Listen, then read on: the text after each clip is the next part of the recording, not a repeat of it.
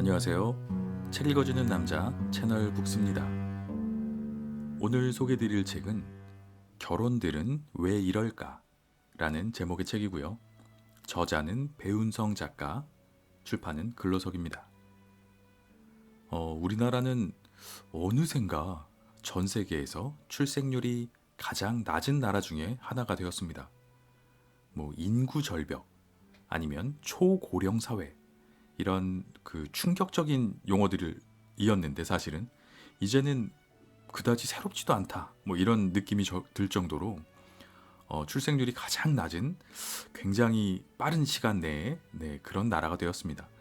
심지어 어떤 학자들은 대한민국이라는 나라 자체가 소멸할 것이다. 이렇게까지 이야기를 하고 있기도 합니다. 결국 그 중심에는 결혼을 해서 가정을 꾸리기를 망설이는 많은 사람들이 있는 것 같습니다. 거기에는 많은 이유가 있겠지만 결혼이라는 인생의 중대한 결정을 하기 위해서 큰 용기가 필요한 세상이 되어버린 게 아닌가, 이런 생각을 합니다. 이 책 결혼들은 왜 이럴까는 결혼 생활 경력이 30여 년에 이르는 결혼 선배가 들려주는 아주 사적이고 리얼한 결혼 이야기다, 이렇게 소개를 드리고 싶습니다.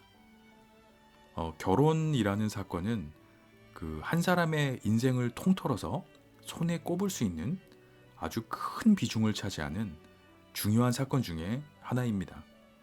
결혼을 통해서 지금까지 살아온 날들보다 더 오랜 시간을 함께 지내게 될 삶의 동반자를 만나게 되고요. 또 새로운 생명을 세상에 탄생시켜서 자녀로서의 삶이 아닌 부모로서의 삶이 새롭게 시작이 됩니다. 결혼 생활이 행복하지 못하면 가정이 행복할 리가 없고요. 가정이 행복하지 못하다면 행복한 인생을 살기란 저는 거의 불가능한 일이다 라고 생각을 합니다. 가와만사성이라는 말도 있고요.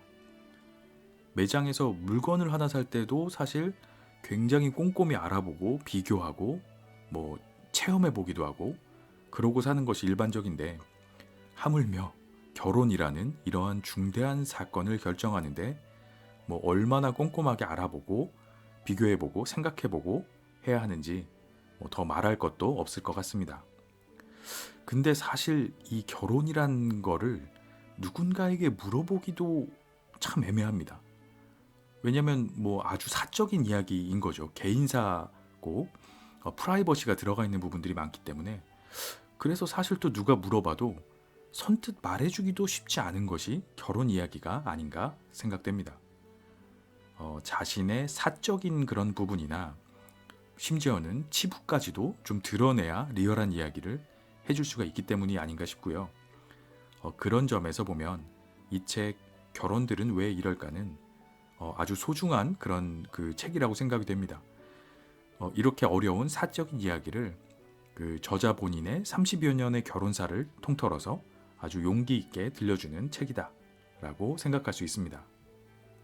이 부분에 대해서 저자가 책에 이야기한 어떤 저술 의도 같은 부분을 좀 읽어봐 드리면 이렇습니다. 성장, 연애, 결혼, 출산, 육아, 시집살이 등 대부분의 여성들이 거쳐온 길들을 더듬는 작업이 쉽지만은 않았다. 살펴볼수록 내가 저지른 실수와 잘못이 도드라져 보였기 때문이다. 그럼에도 불구하고 나를 있는 그대로 샅샅이 풀어내보기로 했다. 누군가의 실수담이 다른 사람들에게 실수를 피해갈 지혜를 줄 수도 있기 때문이다. 최소한 나도 그랬다고 무릎을 탁 칠 정도의 공감을 끌어낼 수 있다면 뿌듯할 것이다. 네, 이렇게 표현을 하고 있습니다. 저자 스스로도 알고 있었던 것 같습니다. 자신의 어떤 실수라든지 잘못 같은 것도 도드라져 보일 것이고, 분명 그런 부분을 알고 있었음에도 불구하고 있는 그대로 샅샅이 풀어내 보기로 했다 라고 표현하는 것은 자신의 실수담이 다른 사람들이 실수를 피해갈 수 있는 지혜를 줄 수도 있을 것이다, 그렇지 않을까 라고 이야기를 하고 있습니다. 이런 부분에서 굉장히 용기 있고 의미 있는 책이다 라고 생각이 되고요. 그래서 이렇게 저자는 1987학년도 수능 시험 날을 시작으로 해서 지난 30여 년간의 자신의 이야기를 에세이 형식으로 풀어나가고 있습니다. 지금의 남편을 만난 이야기부터 결혼을 해서 아이를 낳고 엄마가 되는 그런 이야기, 그리고 결혼 생활에서 빠질 수 없는 시댁 이야기, 시월드라고 하죠. 시월드 이야기까지 이 본인의 경험을 중심으로 결혼 생활의 모든 것을 다 풀어가고 있는데, 이 저자의 문체가 아주 유머러스하고 읽기에 지루하지 않고 재미있게 읽어갈 수 있게 잘 기술이 되어 있습니다. 이 타인의 개인사를 이렇게 자세하게 들어볼 기회라는 것 자체가 사실 흔치 않죠. 그래서 아주 매우 소중한 개인의 기록이다, 이렇게 생각이 듭니다. 이 책의 중심 주제가 결혼이다 보니까 역시 이야기의 대부분은 결혼 생활에 관한 이야기입니다. 개인적으로는 결혼이라는 사건을 너무 이론적이거나 추상적으로 그렇게 접근하는 게 아니라 그냥 있는 그대로, 현실 그대로 현실적으로 보여주고 있는 그런 점이 아주 좋았다라고 생각을 하고요. 결혼에 대해서 환상을 심어주는 그런 책도 아니고, 또 반대로 그렇다고 결혼의 단점을 막 부각하는 그런 내용도 아닙니다. 그냥 한 개인의 결혼 생활이라는 현실을 있는 그대로 보여주고 좋은 참고로 삼아라, 이렇게 이야기하고 있는 책입니다. 그 책 본문 중에 남편하고 이제 티격태격하면서 나왔던 어떤 구절이 있는데 재미있는 부분인 것 같아서 제가 잠깐 발췌해서 읽어봐드리면 이렇습니다. 로미오와 줄리엣도 결혼에 꼴이 냈으면 별거 없었을 거야. 서로 설거지 안 하겠다고 실랑이를 하다 줄리엣이 화가 나서 집을 나갔을지도 몰라. 그 사이 로미오는 성격 더러운 여자랑 살기 어렵다고 친구에게 하소연했을지도 모르지. 모든 것에는 유통기한이 있는 거야. 슬퍼할 일이 아니지. 요런 구절이 있습니다. 남편하고 집안일 누가 더 하느냐, 설거지 얘기하고 왜 그랬느냐, 이제 이런 과정에서 나온 이야기인데, 네, 재미있는 부분이라고 생각이 됐고요. 저자도 책에서 언급을 하고 있는데 모두들 어린 시절에는 보통 자신의 삶은 다른 사람들과는 다를 거다, 이런 환상을 가지게 마련입니다. 하지만 살다 보면 남들처럼 사는 것만큼 어려운 일도 없다, 이런 사실을 깨닫게 되는 것 같습니다. 저자는 프롤로그에서 인생의 수레바퀴는 내 마음대로 굴러가지 않는다 라고 표현을 하고 있습니다. 인생은 예측한 대로 되는 것도 아니고 노력한 만큼 결실을 얻는 게임도 아닙니다. 어떤 면에서는 그래서 삶이라는 것이 더 소중하고 재미있는지도 모르겠습니다. 아마도 저자가 이 책을 통해서 이야기하고자 하는 것이 이런 이야기들이 아닐까, 이렇게 생각이 됐고요. 한마디로 정의하자면 그래서 인생은 소중하다 라고 이야기하는 책이 아닌가, 이렇게 생각해 봅니다. 살다 보면은 불행하고 억울한 일에 절망하기도 하고, 하지만 거기에 그 과정의 소중함이 있고 또 행복이 있는 것이 인생이 아닌가 싶습니다. 어떤 인생 선배의 기록을 통해서 마음의 준비가 필요한 일들은 미리 읽어서 대비할 수가 있고, 행복한 일은 또 행복한 일대로 누리는 법을 배우게 됩니다. 미리 가본 사람들의 경험담, 여기에 인생 선배들의 지혜가 담겨 있는 게 아닌가 싶습니다. 이렇게 관련된 부분을 책에서 또 한번 발췌를 해서 읽어봐 드리면 이렇습니다. 상처를 주는 몇 마디 말 때문에 좋은 점이 많았음에도 단점만 크게 보려고 했던 것인지도 모른다. 일부분을 전체로 치부하여 내 멋대로 한 사람을 재단한 것일 수도 있다. 인간적으로 그녀를 품어주었다면 겉과 속을 달리하는 혼돈을 겪지 않았을 텐데 내 마음이 너무 좁았던 것은 아닐까. 한 여자로서, 인간으로 그녀를 온전히 껴안았다면 마음에서 우러나오는 진실한 관계가 되지 않았을까. 원망하는 마음, 억울한 감정이 공기를 잃은 불꽃처럼 맥을 놓았다. 네, 요런 부분이 있습니다. 이 부분은 그 저자가 시어머니가 돌아가신 이후에 시어머니에 대해서 생각하면서 쓴 이야기인데, 뭐 인생이 지나고 나서야 깨닫는 경우가 대부분이죠, 사실. 그런데 이 책의 장점이 그런 거인 것 같습니다. 미리 자신의 경험을 공유해 줌으로써 이런 생각을 하게 된다. 나중에는 거기에 조금 미리 생각해 볼 수 있는 기회를 제공해 주는 그런 것이 이 책의 장점이 아닌가 생각해 봅니다. 옛말에 타산지석이라는 사자성어가 있습니다. 이 한자의 뜻을 한자씩 풀자면 다른 산의 돌이라는 뜻입니다. 다른 산에서 나는 거칠고 나쁜 돌이라도 숫돌로 쓰면 자신의 옥을 갈 수가 있으니 다른 사람의 사소한 말과 행동도 잘 받아들이면 자신의 지혜와 덕을 쌓는데 도움이 된다. 이런 뜻입니다. 이 책을 읽으면서 이 책 결혼들은 왜 이럴까가 바로 그런 책이 아닐까 이런 생각을 해봤습니다. 용기 있게 공유해준 인생 선배의 기록을 보고 내 삶에 딱 한 걸음만큼이라도 도움이 된다면 그건 분명히 읽을 가치가 있는 책이다 라고 생각합니다. 결혼을 앞두고 계신 분들, 그리고 결혼에 대해서 생각해 보고 싶으신 분들, 뭐 아니면 인생 선배의 조언이 필요하신 분들, 그것도 아니면 나도 그랬지 하면서 자신의 인생을 되돌아볼 그런 모든 분들에게 추천드리는 책입니다. 결혼들은 왜 이럴까?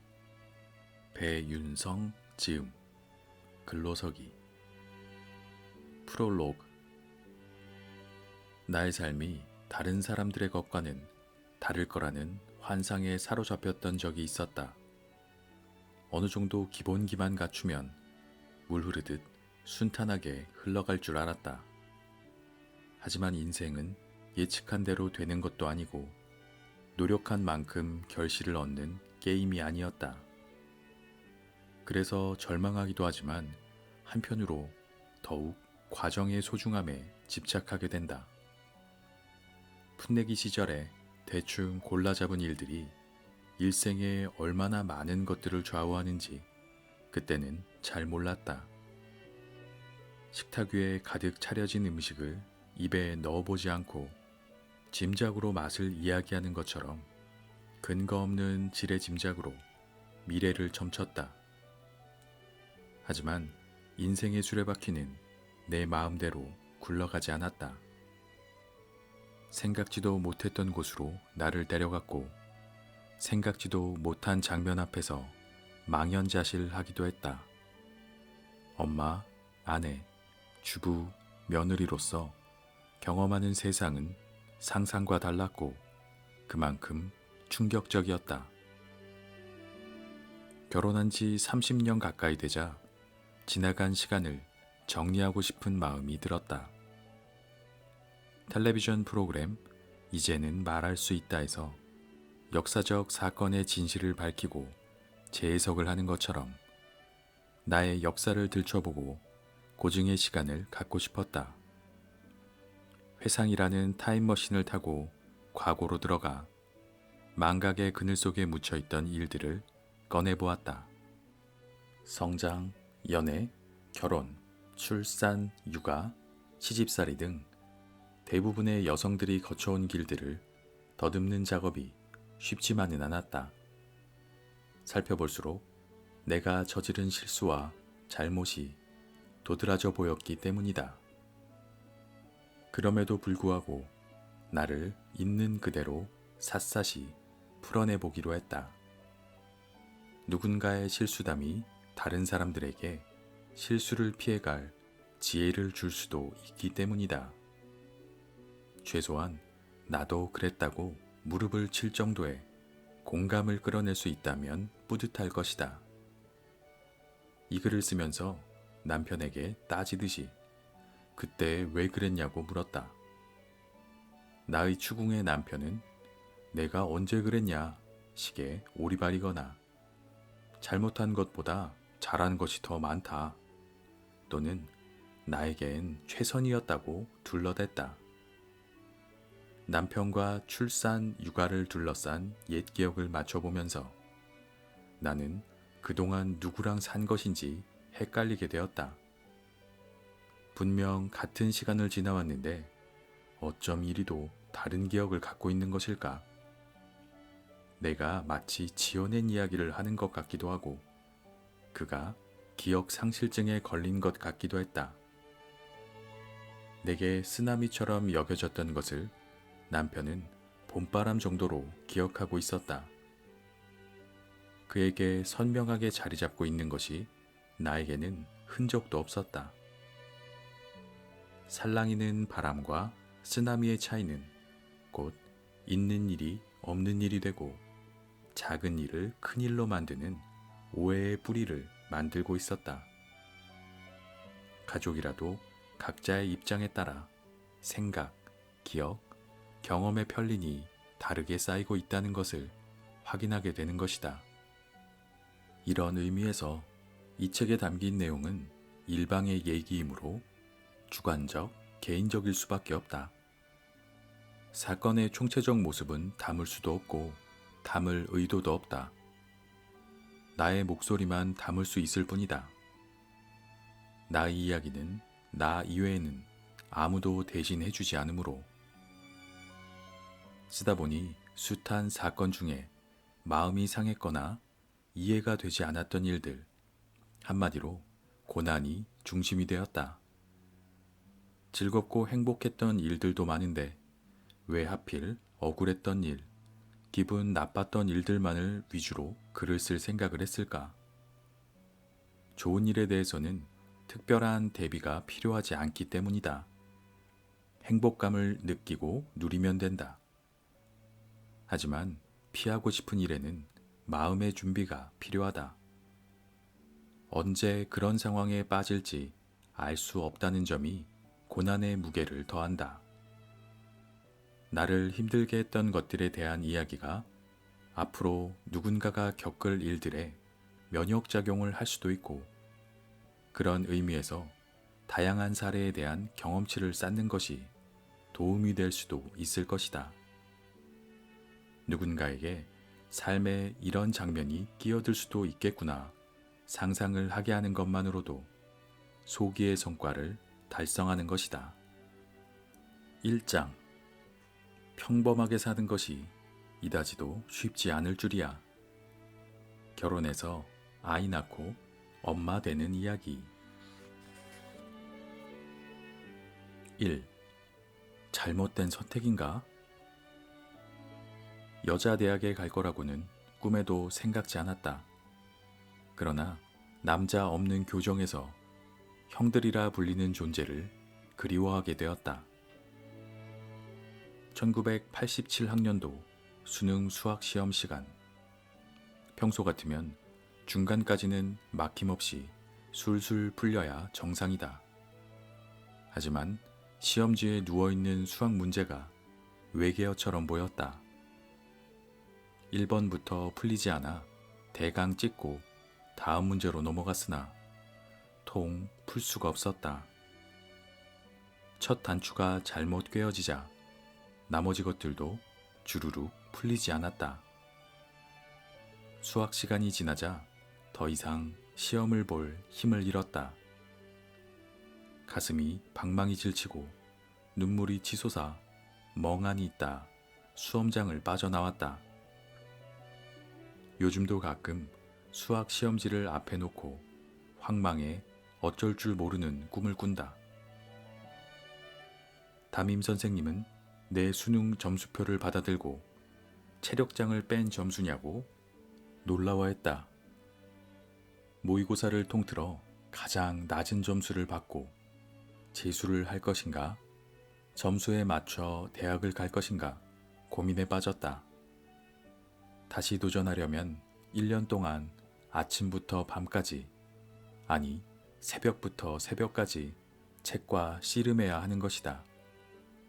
1년은커녕 단 하루라도 수능 공부를 더하면 심장이 멎을 것 같았다.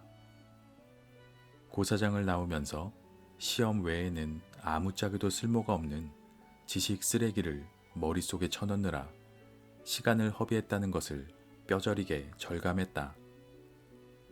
심장이 멎어 죽느니 대강 성적에 맞춰 학교를 찾아보는 게 나았다. 목표했던 학교는 나보다 시험을 잘 본 사람들에게 쿨하게 양보하고 성적에 맞춰 학교를 고르기로 했다. 집에서 가깝고 이미지가 나쁘지 않다는 이유로 선택한 학교는 여자대학이었다. 학교를 낙점했으니 과를 정해야 하는데 어느 과를 가서 무슨 공부를 해야 할지 알 수가 없었다. 대학에 대한 정보도 없었지만 내가 어떤 취향과 성향을 갖고 있는지 전혀 몰랐다. 시험에서 답이 전혀 떠오르지 않는 황당한 문제를 만났을 때 할 수 없이 연필을 굴려 답을 찍는 것처럼 행정학과를 선택했다. 이름이 그럴싸하다는 이유 하나로. 나에게 스토너의 아처 슬론 같은 선생님이 계셨다면 행정학과가 아니라 문학을 전공했을 것이다. 입학하자마자 대학도 전공도 잘못되었다는 걸 알았다. 우선 학교가 문제였다. 여자 대학에는 여학생들만 있다는 당연한 사실을 가볍게 생각했다. 여중 여고 6년 동안 남자 구경을 못하고 살았는데 대학에서까지 동성 무리 속에 파묻혀 젊음을 보내는 게 말이 되는가? 꽃피고 새우는 아름다운 교정에 수희 아저씨와 교수님을 빼고 젊은 남자는 그림자도 찾아볼 수 없다니. 동아리를 가도 단대 과방에 가도 여자들만 득시글거렸다. 교정에서 잘생긴 남자 선배를 형이라 부르며 쫓아다니려면 재수를 해야 했다. 에이, 이왕 온 김에 그냥 다니자. 교정에서 남자를 보기 위해 재수를 할 수는 없지 않은가. 전공이라도 재미있으면 학교 생활에 마음을 붙일 텐데 수업을 들으면 들을수록 잘못된 길에 들어섰다는 생각이 들었다.